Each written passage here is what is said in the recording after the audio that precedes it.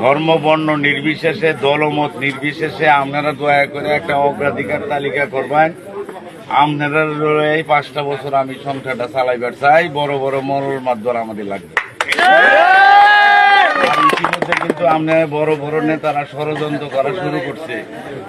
কয় বেটা সার্গি হইলে কি বেতন পাইতো না, কয় 2 জনের শপথ হইব, হামিদ চেয়ারম্যানের শপথ হইতো না।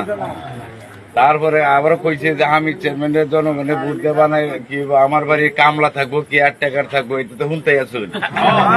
তো ইনশাল্লাহ আমরাও কয়ে দিছি যে জনগণের ভোট দিয়ে আমাদেরকে নির্বাচিত করছে, আমরা কারো বাড়ি কামলা হইবার লাগি আমরা নির্বাচিত হয়েছি না। বুঝুন না কথাটা? সোজা কথা, আমাদের মতামত অনুযায়ী আগামীতে 5টা বছর আমি পরিষদটা চালাইবার চাই। আপনাদের বিভিন্ন সমস্যা আছে, মসজিদ মাদ্রাসা রাস্তাঘাট বা বাজারের কোনো উন্নয়ন কর্মকাণ্ড, আপনারা অগ্রাধিকার তালিকাটা আমার বরাবর আপনারা প্রেরণ করবেন।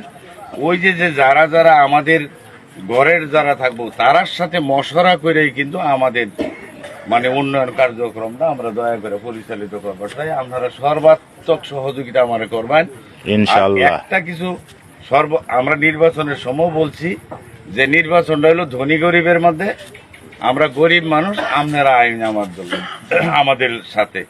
তো ইনশাল্লাহ মানুষ আমাদের গরিব মানুষের প্রতিষ্ঠিত